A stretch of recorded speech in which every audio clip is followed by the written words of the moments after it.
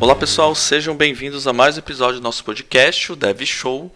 E hoje a gente vai fazer uma dinâmica diferente aqui, trazendo um pouquinho de informação para você que é iniciante na área de TI, na área de desenvolvimento, enfim, nas áreas correlatas aí com a tecnologia da informação, para tentar ajudar e também dar a nossa opinião sobre o assunto aí para quem está iniciando. Eu sou André Seco.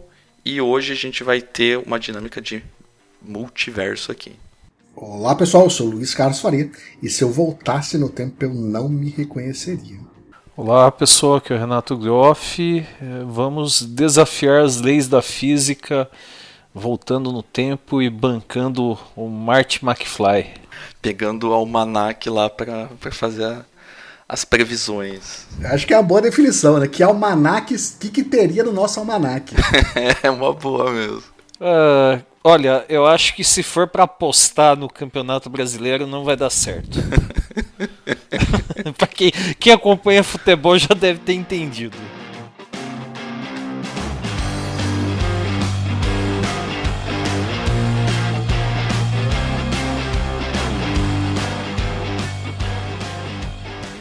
Muito bem, pessoal. Então aqui, como eu já comentei no início, né, a ideia é qual que é a dinâmica que a gente pensou, né? Se com o conhecimento, não exatamente com o conhecimento, né, mas com os insights que a gente foi tendo ao longo do tempo, né, foi percebendo qual que era a nossa aptidão, o que deu mais certo, o que não deu, principalmente olhando para os tempos atuais, e se nós estivéssemos numa posição de iniciante, né, em 2023, aí, 2022, 2023, né, os tempos atuais, o que ou qual área, por qual caminho que a gente trilharia aí uma carreira, né? Então, isso aqui pode ser muito difícil de a gente detalhar, mas a gente vai tentar porque, apesar de parecer perguntas bobas ou alguma coisa do tipo, né, elas escondem aí decisões que determinam uma carreira, né, por onde que você vai desenvolver as suas habilidades, né? Então eu considero algo que não é tão simples de responder. E aí, para começar, eu queria ver aí, né, quem quer se habilita a começar a falar, né, mas assim, em termos de estudo, né, podemos pegar aqui curso, faculdade, curso técnico, nessa parte mais acadêmica. Vocês teriam uma recomendação para vocês do multiverso, para vocês, aí a outra versão de vocês? A minha recomendação seria não mudar nada, seria não perde tempo pensando se era o caminho certo ou não. Eu cheguei a perder bastante tempo. Eu optei por abandonar a faculdade no primeiro período, mas isso me gerou uma certa confusão mental, medo, insegurança, e isso me preocupou durante algum tempo. Minha recomendação para mim mesmo, dado o que eu conheço sobre mim mesmo hoje, é que, cara, só vai, sabe? Tá, e nesse só vai, por exemplo, se diz seguir fazer um curso de faculdade mesmo ali. O contrário. Não, continuar na mesma ideia de não seguir, mas não se preocupa, entendeu? Não tenha a neura que você teve naquela época. Entendi. E aí, só indo um pouquinho a fundo nisso, Luiz, o quanto não continuar te afetou ou te beneficiou? Você consegue mais ou menos fazer uma análise disso? Consigo em diversos momentos. Existe um problema. O fato de eu não fazer faculdade me gera a síndrome do impostor, que para compensar a síndrome do impostor me faz estudar diferente, com mais profundidade. E quando você volta para o mercado 10, 15 anos depois e vê o reflexo de quem veio da faculdade, o cara passa muito tempo colando, passa muito tempo pedindo para o amiguinho fazer trabalho, passa muito tempo nas costas dos outros. A faculdade, como encara muita gente que nunca viu nada de tecnologia, tem um nível muito baixo, dependendo do tipo de faculdade. Então, se você não for para um curso de ciência da computação, cursos mais avançados, isso é totalmente minha visão pessoal da coisa. Não é verdade, é a minha verdade, tá? Eu, particularmente, se você não for para uma área muito acadêmica, como ciência da computação, eu acho que dificilmente você vai ter um resultado melhor do que alguém que saiba estudar do lado de fora. Além de questões ideológicas de faculdade também, que eu acho que é problemático também. Olha, eu recomendaria, né, vendo o que aconteceu ao longo do tempo na minha vida, e acho que vocês também, né, não é descartável você fazer uma faculdade, né? Meu ingresso na área de TI foi fazendo ensino técnico, né? Mas eu vejo assim, a faculdade, dependendo da faculdade que você vai fazer, da instituição, claro, vai agregar bastante. Só que aprender o hábito de estudar e, se possível, estudar bastante por fora, porque é algo que você vai acabar fazendo o resto da sua vida, né? Então, na época até que eu fiz graduação e que eu acho que vocês também passaram por graduação, né? Não é como hoje que você tem uma enxurrada de informação, né? Então, você acabava dependendo do que você via trabalhando numa empresa, né, para descobrir coisas novas, ou até eventualmente dentro de onde vocês estavam estudando, né? Então, assim, você vai fazer a graduação, mas tem muita oportunidade de aprendizado fora do meio acadêmico, né? E em muitos casos, assim, cursos gratuitos, tentar aproveitar ao máximo isso, né? Sim. Falando do meu lado aqui, eu acho que a faculdade que eu fiz ciência da computação, né? Ela me ajudou, mas eu acredito que não foi ela determinante também. Ao mesmo tempo que, na verdade, um pouco antes, ou teve um período ali que combinou de faculdade com a questão de fazer um curso técnico também. Eu fiz um curso técnico no Senai, por exemplo, de informática para indústrias, né? Informática industrial. Então eu vi muita coisa, tipo, desde a eletrônica, programação de componentes eletrônicos, uns negócios bem deep dive, assim, programação mesmo, segurança da informação, enfim, né? Então era muito mais mão na massa essa parte do curso técnico.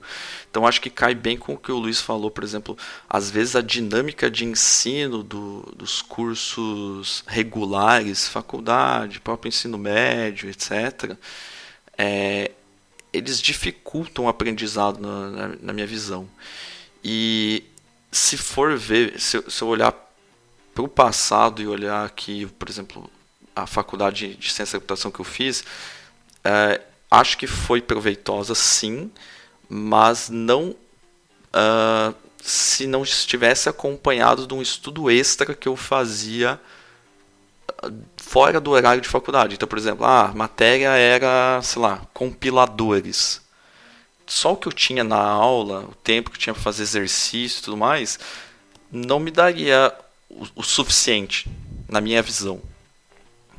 Eu precisava estudar mais sobre aquilo, buscar mais sobre na internet, tentar outras variáveis do mesmo estudo que eu estava tendo ali, para chegar num nível de conhecimento suficiente para entender e para me sentir satisfeito em termos de conhecimento mesmo. Eu acho que o resumo é isso. Eu não sentia que o conhecimento passado era o suficiente para o quanto eu queria consumir. Talvez porque, pelo modelo de ensino, avalia o aluno por prova, né, um negócio assim mais rotulado, não tão flexível, baseado no que ele realmente aprendeu. Abre margem para cola, abre margem para outras coisas.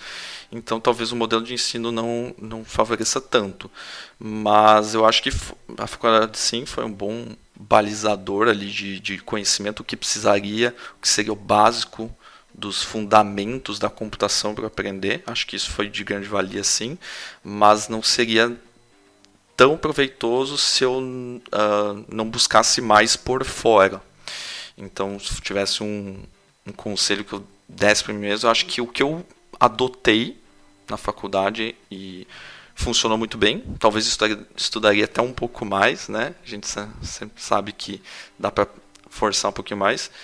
E essa coisa do curso técnico, isso eu deixo bem claro que se você tem a possibilidade de fazer um curso técnico voltado à aplicação em um cenário específico, não precisa ser o cenário que você vai trabalhar lá no futuro, mas você tem que aprender um conceito e conseguir aplicar ele em determinado cenário. Você vai ver valor nisso, você vai aprender muito com isso.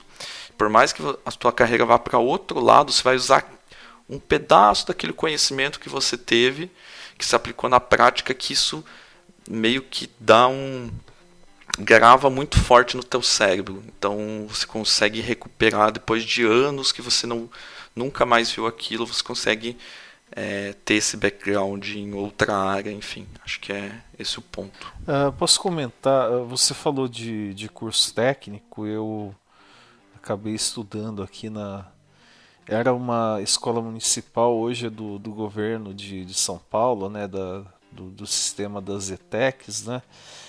Eu acho que ter feito curso técnico ajudou bastante, viu? Porque eu acabei fazendo processamento de dados, que era mais focado em desenvolvimento, né? E assim, foi algo que ajudou bastante na faculdade, porque em muitos momentos da graduação eu via, putz, eu já estudei isso, eu já vi isso em determinado momento, e aí, o que eu faço? Né?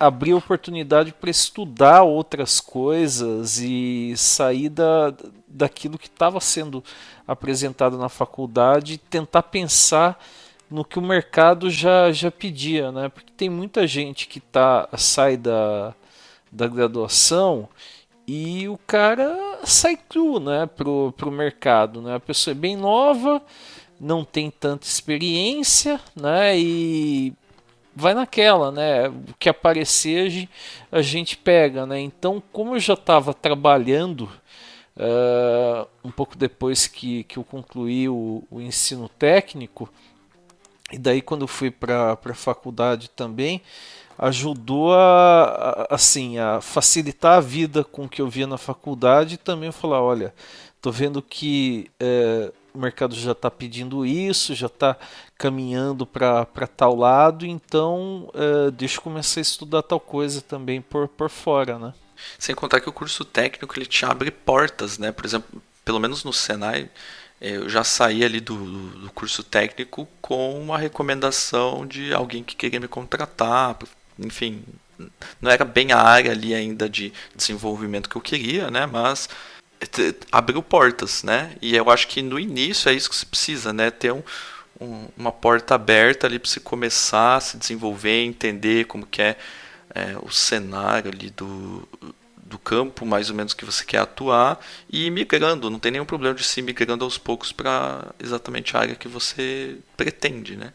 Acho que até fica como dica aí pro pessoal que está acompanhando. Eu sei que tem ensino técnico a nível estadual, né? Eu conheço aqui de São Paulo por residir, né, no interior de São Paulo, mas tem também os institutos federais, né? O IF alguma coisa, né? IFC, IFSP, IFRJ e por aí vai.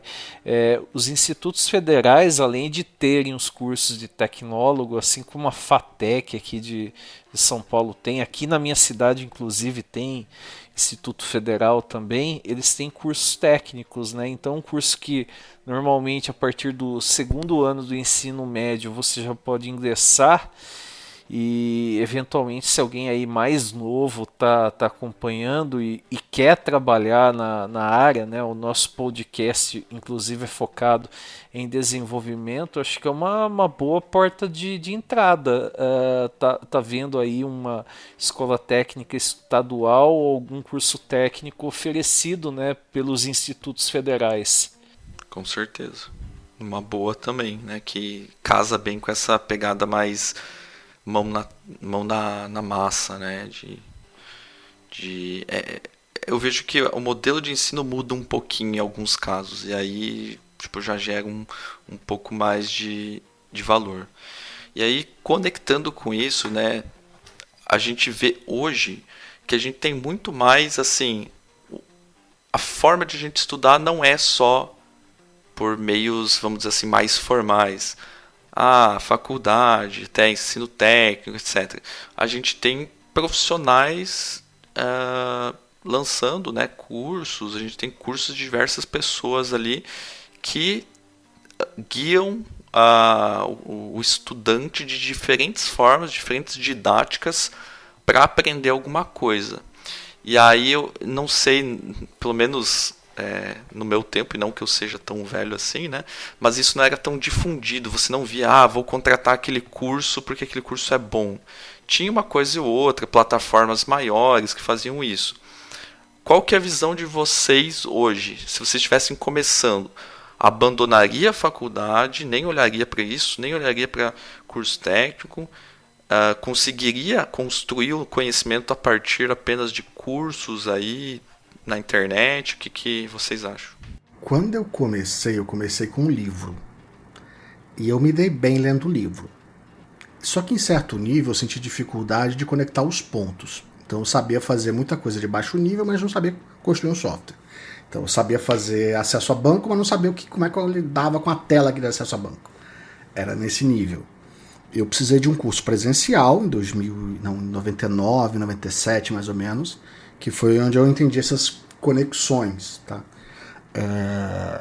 Isso fez muita diferença para mim. Mas de lá para cá, eu tenho muito mais a pegada de consumir conteúdo na fonte. E lembra que assim, antigamente a gente tinha documentação era terrível. Muito player tinha documentação. Eram mais documentações ruins do que documentações boas. Eram mais documentações difíceis de digerir, complexas, que exigiam um nível de proximidade alto, do que hoje, que as documentações levam muito marketing para poder seja um jeito de gestão mais fácil. Isso é uma boa porta de entrada para conhecimento de tecnologia. Então, se fosse para recomendar alguém hoje, eu falo, cara, come documentação com farinha. E para curso, o que é o curso? Acelerador. É o cara onde você extrai muito mais o know-how de como conectar os pontos, o know-how sobre o que pode dar problema, o know-how sobre o que a documentação não te dá. Tá, então documentação seria conteúdo bruto, mais curso que seria conectar os pontos, mais experiência de quem já lidou com aquilo. Aprender com a experiência. Você pode aprender com a experiência ou com o próprio erro. Com a experiência dos outros é mais rápido. Eu penso que a pessoa está começando, né, considerando que vai trabalhar com desenvolvimento, a parte boa de um curso técnico ou mesmo da graduação é dar a base aí que envolve, entre outras coisas, lógica de programação, né? Então é o tipo de coisa que para quem está começando do zero absoluto é fundamental, né? E é uma coisa que entre nós, né, nós já comentamos, às vezes até fazemos piadas mais ácidas, né? Aquele negócio do tipo faça um curso de 2 semanas e em 3 meses você é sênior. A pessoa está partindo do absoluto zero, né? Então, tipo, é uma longa caminhada para você chegar a sênior e para depois você, sei lá, ser tech lead na sequência, trabalhar com arquitetura. Então, eu vejo assim um curso na área técnica ou mesmo graduação importantes para dar várias bases para o pessoal. Inclusive uma coisa que hoje eu paro para pensar, eu faço piada, mas realmente é algo que no fim das contas a gente acaba aprendendo, dando cabeçada, né? Hoje em dia, por exemplo, a gente trabalha com desenvolvimento, mas você acaba conhecendo sobre nuvens, sobre DevOps, e aí já começa a entrar outras áreas como infraestrutura. tem muita gente num curso de graduação, por exemplo, principalmente quando a pessoa está planejando trabalhar com desenvolvimento, que ela acha essa parte de infraestrutura uma chatice, uma bobagem, uma perda de tempo, mas é algo importantíssimo. Então, se você está fazendo um curso mais básico, a parte que envolve redes, infraestrutura, com certeza vai fazer diferença para você ser um desenvolvedor diferenciado, né? Então eu acho válido fazer um ensino técnico, uma graduação, pensando em ter boas bases e até para você conseguir navegar bem por outras áreas da computação. Aí você mandou um ponto que eu acho muito importante. Não se concentrar apenas, né, naquela... Ah, eu quero ser desenvolvedor, então vou comer código como se não houvesse amanhã. Mas tem essas partes que você comentou, né? No código, várias coisas influenciam. Roda em cima de uma rede, roda em cima de uma infraestrutura. Então, ter esse conhecimento, nossa, é divisor de águas para você tratar e resolver problemas complexos, eu acho. É um diferencial bem grande, sabe? Inclusive conhecimento, eu falei de infra, né? Mas assim, conhecimento em Linux hoje em dia é primordial, né? Tem muita gente que vai falar assim, mas eu quero utilizar o Windows ou o Mac, né? Dane-se o Linux, né? E não é bem por aí, né? Sim. E não quer dizer que você precisa saber fazer negócio de ponta a ponta. Você precisa saber instalar o servidor, configurar todo o mecanismo ali de trabalhar com certificado SSL e tal. Mas assim, isso você consegue relembrar ou fazer seguindo uma documentação. Você tem que ter base para saber como que as coisas funcionam. Então, beleza, está dando um erro aqui de handshake. Tá. Será que é a minha aplicação? Será que é o nível de negociação ali da comunicação, ainda que não está fechando, para chegar na parte da aplicação se comunicar com outra? Alguns conceitos básicos que te ajudam a depois fazer um troubleshooting mais tranquilo, descobrir um problema, ter aquele feeling que é o cara que entra na call ali e, pessoal, pode ser isso aqui. Entendeu? Enquanto alguns outros ali estão achando, estão apontando para lados errados, diferentes, né? Então acho que ter esse generalismo também é importante, né? De áreas correlatas ali com qual é o seu core, onde você quer atuar 100%. Isso é tão comum, cara. Quantas vezes eu vejo gente tentando resolver no código que é uma coisa de infra, ou tentando resolver uma coisa de infra, uma coisa de código na infra. É tão bizarro. E aí volta aquela dinâmica lá atrás da faculdade. O cara passa tanto tempo sem dinheiro, sem cartão, sem renda, que ele já não tem a máquina boa. Ele não vai ter essa expertise ou essa sacada de... Ele passa 4 anos vendo só código, sem subir quase nada na própria máquina, sem ver um componente a mais. Ele acha que o mundo se resolve com código. Ou com o código dele, na verdade. E quando a gente vai para o mundo real, você está usando um monte de componente open source para tudo que é lado, e é por isso que é tão natural você ver o cara saindo da faculdade pensando naquele cru de 3 camadas, onde a aplicação faz tudo. Assim, eu acho super natural esse desenho de como, quando você sai da faculdade, você sai cru por conta desses fatores. E o mundo real não é assim. Ou pelo menos hoje em dia não é assim. Já foi lá no passado. Hoje em dia não é assim.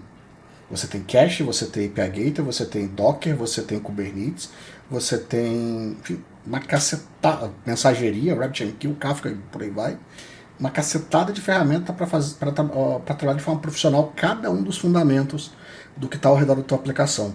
E todas elas mudam como você programa.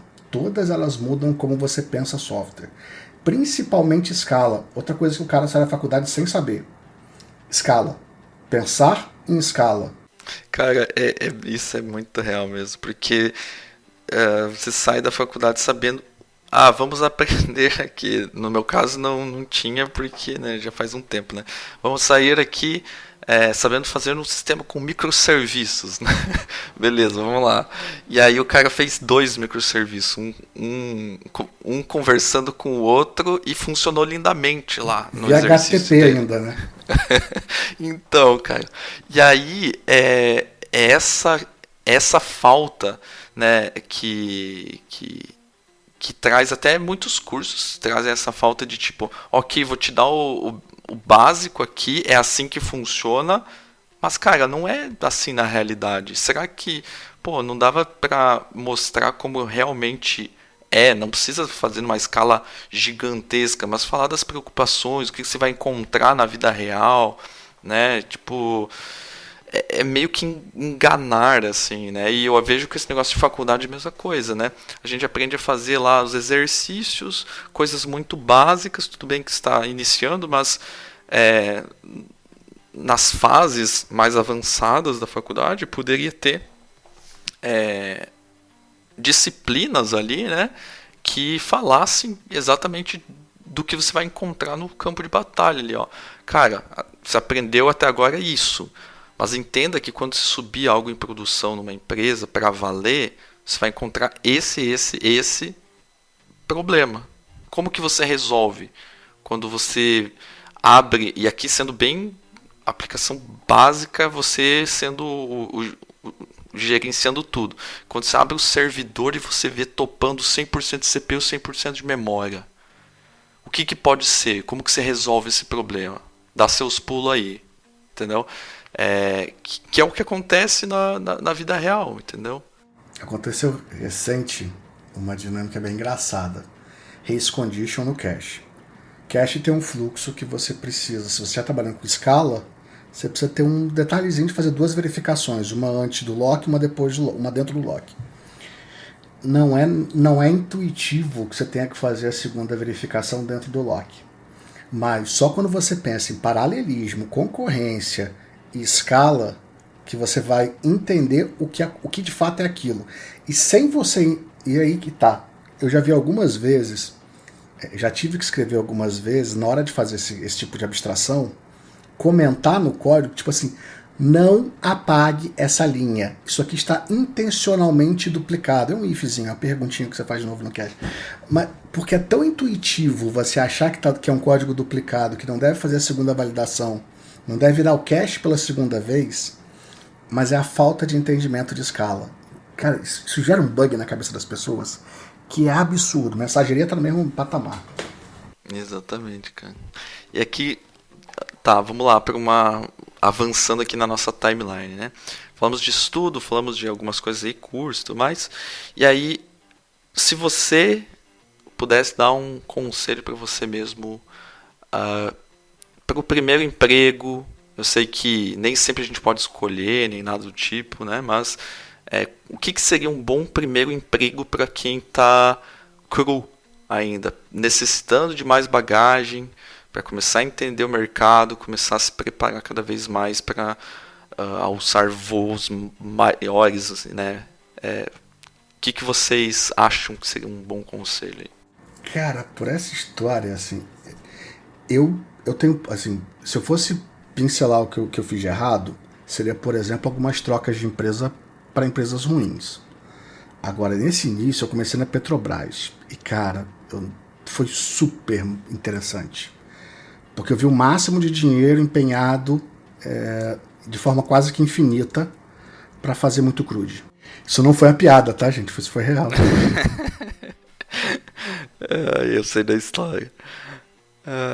Cara, eu tava pensando aqui e uma coisa que me ajudou a ter esse background de entender um pouquinho de tudo, e não que eu entenda sobre tudo, né? Mas entender um pouquinho sobre cada coisa, é começar numa empresa menor, onde você é o cara que tem que fazer quase todas as etapas do desenvolvimento de software.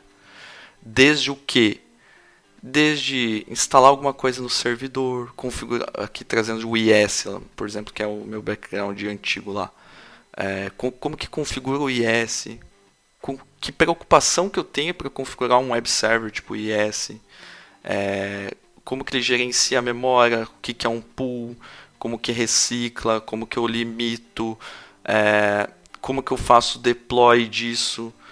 Aí tem a parte da própria codificação, como que eu rodo isso. Então, desde da própria configuração de infra, se preocupar ali com o web server, com essas partes, escalabilidade e tudo mais, codificação, você que olha para o banco, você que modela o banco de dados, né? No início lá não era utilizado, eu não utilizei pelo menos, né? A empresa não utilizava o RM, então era escrito query SQL mesmo, né? Então você já começa a pegar um background ali de SQL puro, qual que join que é mais performático, como que você escreve essa query performática. Então assim, nem sempre você começar numa big tech é um puta aprendizado para você.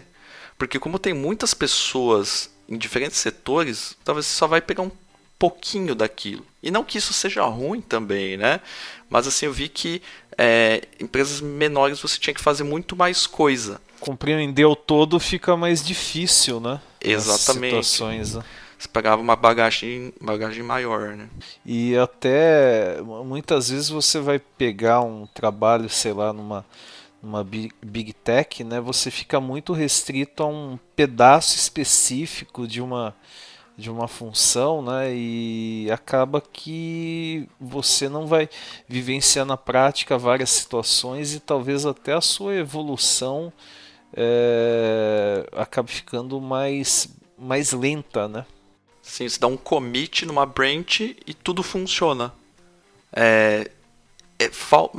Falta aquele, né? Eu fico com aquele sentimento de não estou completo. O que acontece depois disso? Óbvio que você pode buscar por fora, né? Mas aqui trazendo um ponto de vista, né? Eu acho que um primeiro emprego sendo uma empresa que não tem tantos funcionários, que você tem que ser um pouco do faz tudo, ajuda, tá? Aí eu fico uma pergunta. Beleza, você é o cara que faz tudo. E como é que você aprendeu as boas práticas desse tudo? Porque assim, muitas vezes eu vejo o cara que faz tudo nesse início de carreira e ele aprende da pior forma possível no início de carreira. Depois ele aprende. Na marretada, né? Depois ele aprende a evoluir isso.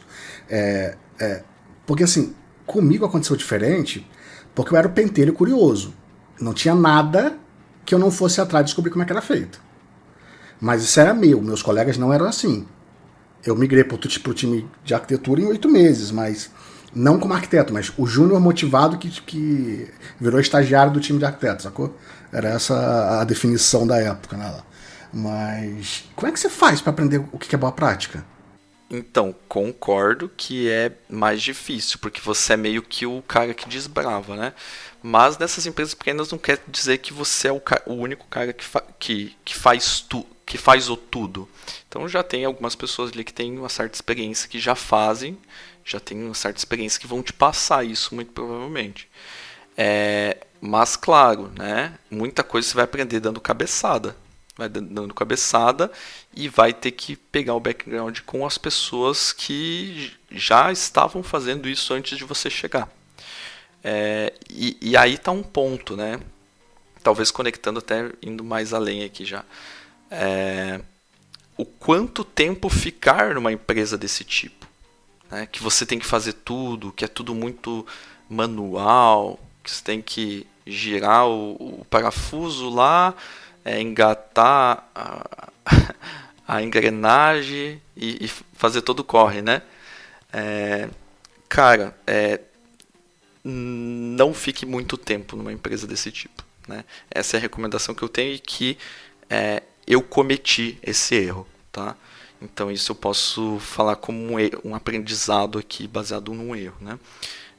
Entrei numa empresa, aprendi muito desses básicos aí, de como fazer, só que por um certo ponto me acomodei. Tava bom, ganhava relativamente bem, ali foi ficando, né? Mas chegou um ponto que você, vamos dizer assim, chegou no ápice do que você conseguia aprender.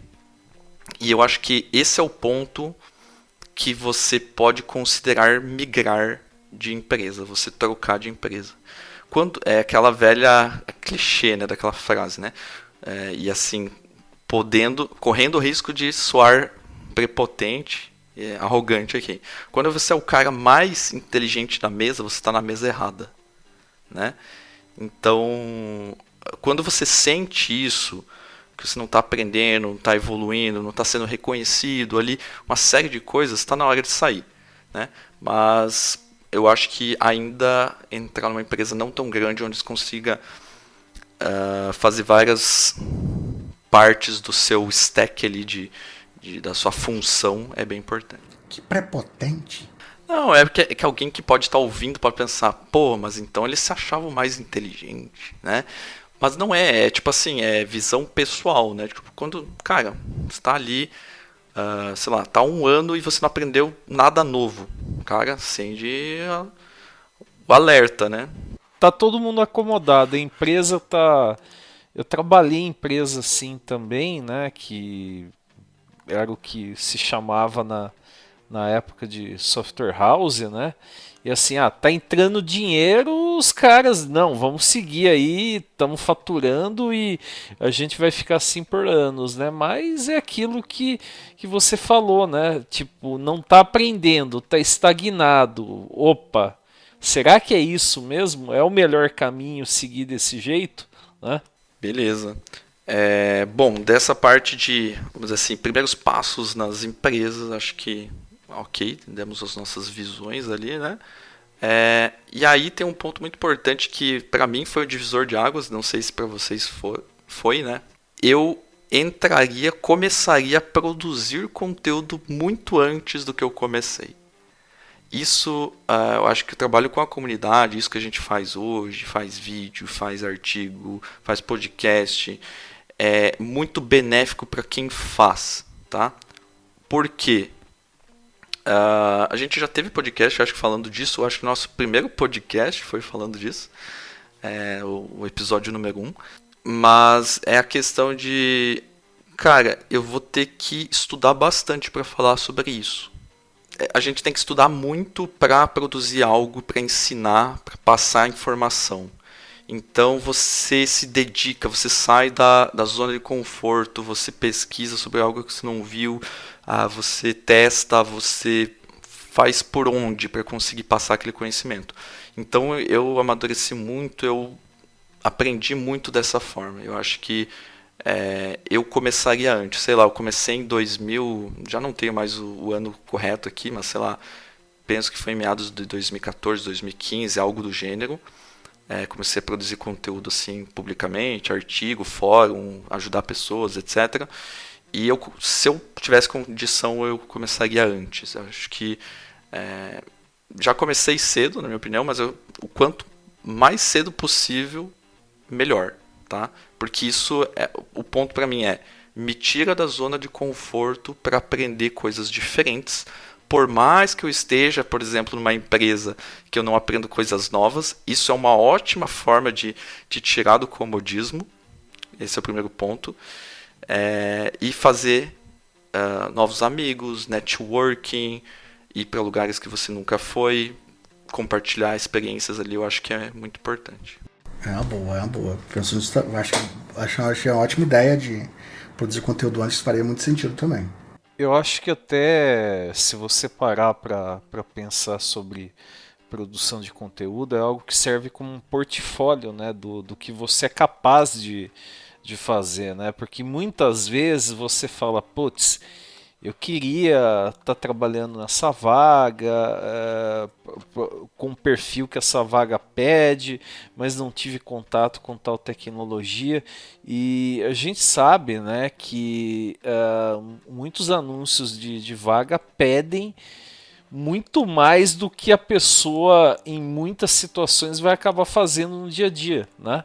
É pedido, se aparecer um cara que é muito bom e domina um conjunto grande de tecnologias, a empresa agradece, né? Mas de repente um cara que entrega metade daquilo que está sendo pedido no descritivo de uma vaga acaba sendo excelente para a empresa também. Então eu vejo que produzir conteúdo técnico é uma forma de você ter um portfólio, né?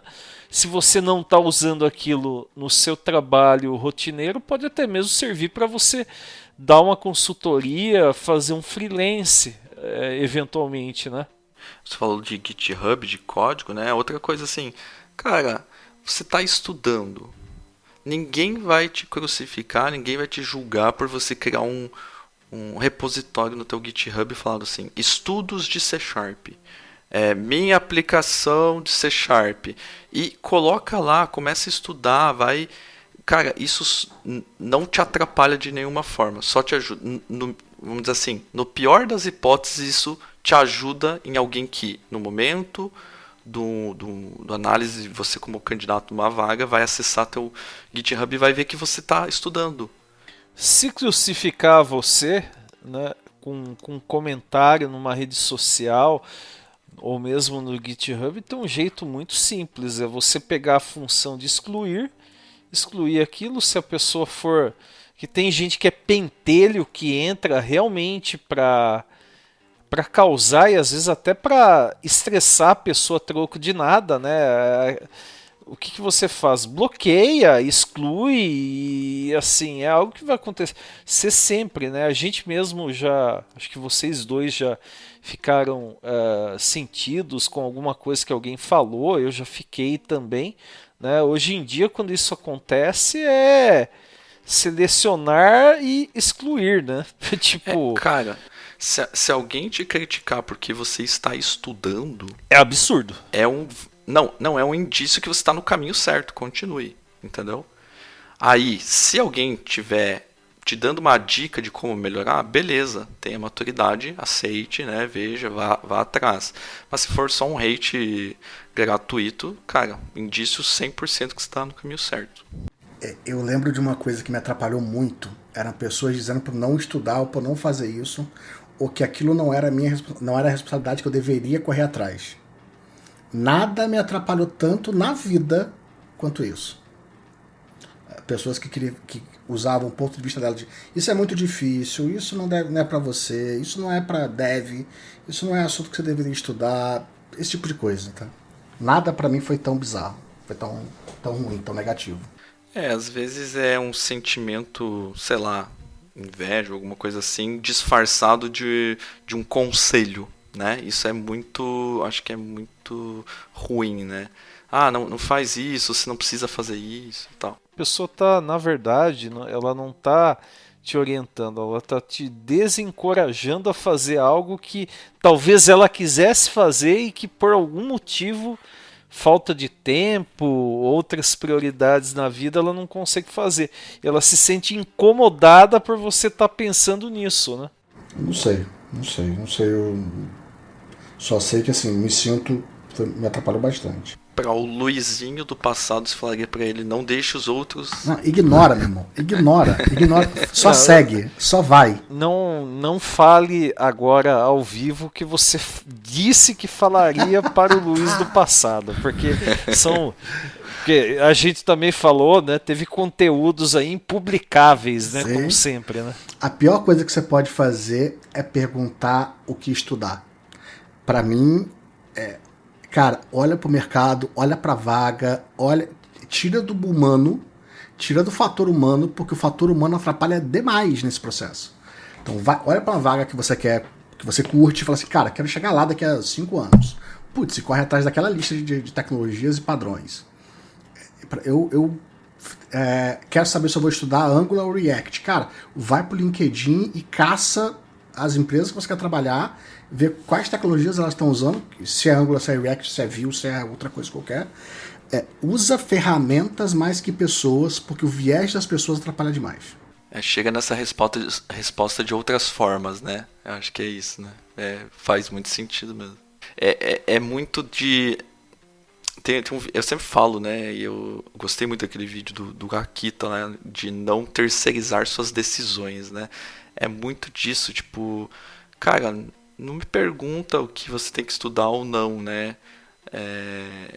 Eu sei que tem pessoas confiáveis que vão tentar te responder da melhor forma possível. Assim como tem pessoas que vão te responder de qualquer forma, porque ela não quer sei lá, não quer te responder, ou quer, que, por outros motivos, não quer te falar o que ela acha realmente. Então, realmente, eu acho que tem que fazer por onde e buscar, baseado em fatos, né, o que você quer, o que você não quer. Show de bola. Galera, tem mais algum ponto aqui que é um podcast meio sem pauta, né? Mas é visões nossas aqui do que a gente faria. Quase nunca fazemos isso, né? Para podcast, vamos dizer que a gente é bem organizado, né? A gente tem uma certa em pauta. lives que a gente tem um recorrente de fazer de forma caótica, sem pauta, né? Exato. Mas eu acho que deu pra gente cobrir várias áreas, né? Desde como começar a estudar e tudo mais, por onde, quais os meios, né? Primeiras impressões aí de empregos, como que se introduzir na área, o que ajudaria, e também, né, a parte de contribuição aqui, como evoluir, né, na carreira. Claro que tem diversos outros pontos, aí eu deixo livre se vocês quiserem comentar mais alguma coisa. Eu gostaria de comentar, fazer um gancho em cima de algo que o Luiz falou, né? Ele falou sobre ler documentação, né? Então, isso daí é um hábito que precisa ser cultivado, né? Para quem está começando, talvez em muitos momentos soe difícil, né? Mas é algo que a pessoa precisa se habituar. Quando a gente começou, lembrando isso tudo era mato, né? As documentações eram trágicas, né? Não tinha documentações muito boas, você era obrigado a comprar livro, a fazer curso. Então, pegar coisa de 15, 20 anos atrás não era legal. Evoluiu muito isso. Ainda assim, há documentações falhas, né? Vou citar aí uma tecnologia que eu comecei a produzir conteúdo que, pelo amor de Deus, é uma porcaria. As documentações é o Azure AD B2C. Eu não tenho medo de falar porque eu sofri fazendo algumas coisas recentemente. Não é uma documentação boa, mas tem tecnologias como Docker, Kubernetes, né, Luiz? Você que acompanha bastante, as documentações são ótimas.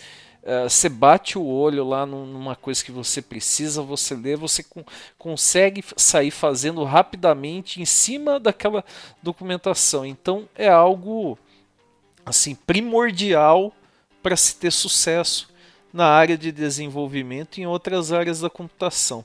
E aliado a isso, desenvolver o hábito de pelo menos ler em inglês e conseguir ter um listening bom em inglês para acompanhar vídeos em inglês, eventos em inglês, treinamentos em inglês. A gente produz muito conteúdo em português, mas eu sei que vocês, assim como eu, a gente acaba acompanhando bastante material em inglês também, né? É a fonte, né?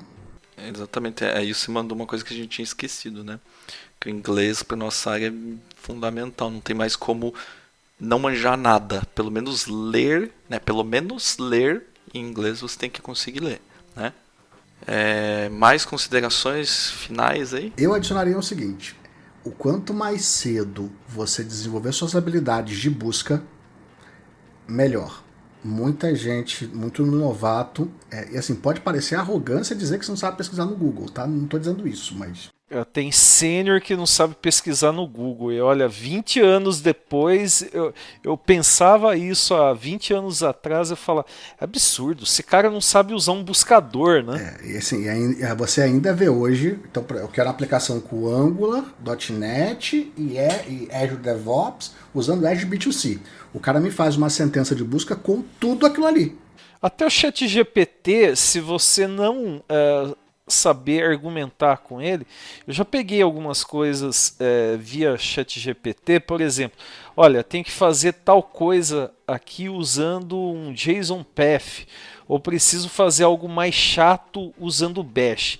Se você passar um descritivo decente, ele traz uma resposta decente para você. Uma resposta que resolve seu problema. Agora, se você passar algo, como o Luiz falou, e não tem como a gente negar que é isso, escrever algo de forma preguiçosa, sem dar detalhes, fica genérico demais, né? E é extenso.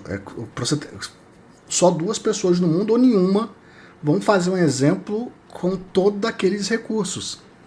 E se você quebra, e entende que na pesquisa você vai ter que aprender conceito por conceito, conexão a conexão, e aí você separa em 3 pesquisas, uma pesquisa sobre Angular com .NET, a outra com .NET com Azure B2C, e fica mais fácil, porque você encontra conteúdo em abundância, que você pode olhar 3, 4, 5, 10, 20 e absorver alguma coisa. Agora, você vai pegar uma sentença complexa desse jeito, só um cara no Tibete fez aquilo e deve ter escrito porcamente, porque não dá clique nenhum. O cara também não criou um conteúdo que não tem demanda. Se eu pudesse colocar minha consideração final aqui, eu colocaria que não é tanto para quem está início de carreira, que tem que desenvolver mais hard skills, talvez, né? Mas assim, não subestimem e pelo menos tentem, né, melhorem a capacidade de comunicação que vocês têm. Boa. Eu acho que isso abre muitas portas, tá? Tanto para você se comunicar com o seu colega do lado, quanto para você comunicar com o seu superior, com vagas de emprego, enfim, networking. Você se comunicar de uma forma razoavelmente bem te abre muitas portas. E aliado com isso, e eu sei que isso é um processo, né? Você ter a capacidade de se manter calmo para resolver problemas, tá? É outro ponto que eu vejo que é bem raro de se ver, assim. Cara, você já tem um problema, a coisa já está acontecendo, calma, começa a pensar, raciocinar, né, o que você precisa fazer, com calma, sem desesperar os outros, sem criar um alarde, sem achar que é o fim do mundo. Eu acho que esses 2 pontos, comunicação, que meio que está alinhado ali também com comunicação, né, comunicar de uma forma bem calma, né? Então, comunicação e gerenciamento ali de um problema, né? Se manter calmo, saber lidar com isso. Acho que seriam esses 2 pontos.